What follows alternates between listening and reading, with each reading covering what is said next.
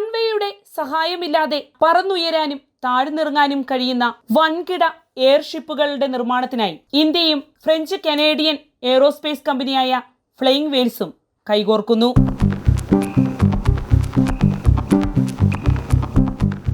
നമസ്കാരം, ഞാൻ ജാസ്മിൻ. പ്രതിരോധ രംഗത്ത് വമ്പൻ കുതിപ്പ് രേഖപ്പെടുത്തുന്ന സുപ്രധാന പദ്ധതിയിലേക്ക് കടക്കാനൊരുങ്ങുകയാണ് രാജ്യം. പ്രതിരോധ മേഖലയിലെ സ്വയം പര്യാപ്തത കൂടുതൽ ശക്തമാക്കാനുള്ള നീക്കങ്ങളുടെ ഭാഗമായി രാജ്യത്തിന്റെ അതിർത്തികളിലെ സുരക്ഷ വർദ്ധിപ്പിക്കുന്നതിന് വൻകിട എയർഷിപ്പുകൾ നിർമ്മിക്കാൻ ഒരുങ്ങുകയാണ്.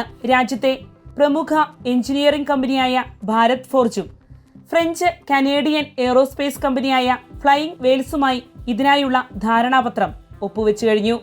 ബ്രിട്ടനിൽ നടന്ന ഫാൻബറോ ഇന്റർനാഷണൽ എയർ ഷോയിലാണ് ഇരു കമ്പനികളും കരാറിൽ ഒപ്പുവെച്ചത്. കേന്ദ്ര സർക്കാരിന്റെ Atmanirbhar Bharat make in India പദ്ധതികൾക്ക് കൂടുതൽ കരുത്തേകുന്ന നീക്കമായാണ് ഇതിനെ വിലയിരുത്തുന്നത്.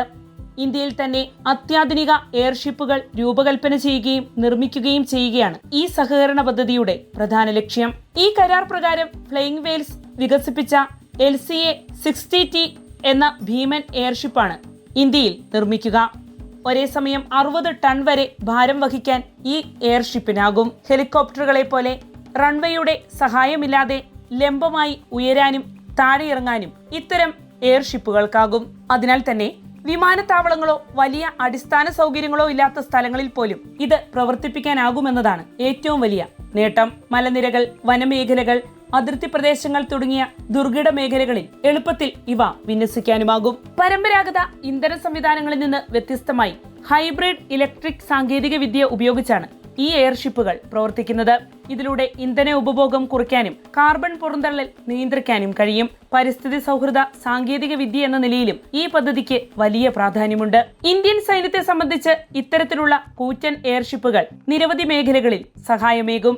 അതിർത്തി മേഖലകളിലേക്ക് ഭക്ഷണം, മരുന്ന്, ആയുധങ്ങൾ ഉൾപ്പെടെയുള്ള സാമഗ്രികൾ എത്തിക്കൽ, വലിപ്പമേറിയ സൈനിക വാഹനങ്ങളും ഉപകരണങ്ങളും ദുർഘട മേഖലകളിലേക്ക് കൊണ്ടുപോകൽ, നിരീക്ഷണ ദൗത്യങ്ങൾക്കും ആശയവിനിമയ സംവിധാനങ്ങൾ ശക്തിപ്പെടുത്തുന്നതിനും പ്രകൃതി ദുരന്തങ്ങൾ ഉണ്ടാകുമ്പോൾ രക്ഷാപ്രവർത്തനങ്ങൾക്കും ദുരിതാശ്വാസ സാമഗ്രികൾ എത്തിക്കുന്നതിനും ഇത്തരത്തിലുള്ള എയർഷിപ്പുകൾ പ്രയോജനപ്രദമാകും. റോഡോ റെയിൽ സംവിധാനമോ ഇല്ലാത്ത പ്രദേശങ്ങളിലേക്ക് വലിയ ഭാരം വേഗത്തിൽ എത്തിക്കാനും ഇത്തരം എയർഷിപ്പുകൾ ഗുണം ചെയ്യും. എയർഷിപ്പുകളുടെ നിർമ്മാണം ഇന്ത്യയിൽ ആരംഭിക്കുന്നതോടെ എയ്റോസ്പേസ് മേഖലയിലെ ആഭ്യന്തര ഉൽപാദനശേഷി വർദ്ധിക്കും. ഉയർന്ന സാങ്കേതിക വിദ്യ ആവശ്യമായ നിരവധി തൊഴിലവസരങ്ങളും സൃഷ്ടിക്കപ്പെടും.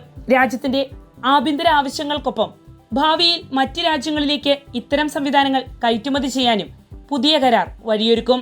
പ്രതിരോധ രംഗത്ത് വിദേശാശ്രിതത്വം കുറയ്ക്കുകയും അത്യാധുനിക സാങ്കേതിക വിദ്യ രാജ്യത്തിനകത്തു തന്നെ വികസിപ്പിക്കുകയും ചെയ്യുക എന്ന കേന്ദ്ര സർക്കാരിന്റെ ലക്ഷ്യത്തിലേക്കുള്ള സുപ്രധാന ചുവടുവയ്പ്പുകളിലൊന്നാണ് ഈ പദ്ധതി. പ്രതിരോധം മാത്രമല്ല, ദുരന്ത നിവാരണം, ലോജിസ്റ്റിക്സ്, വ്യാവസായിക ഗതാഗതം തുടങ്ങിയ മേഖലകളിലും ഇത്തരം എയർഷിപ്പുകൾ ഭാവിയിൽ നിർണായക പങ്കുവഹിക്കുമെന്നാണ് വിദഗ്ധർ വിലയിരുത്തുന്നത്.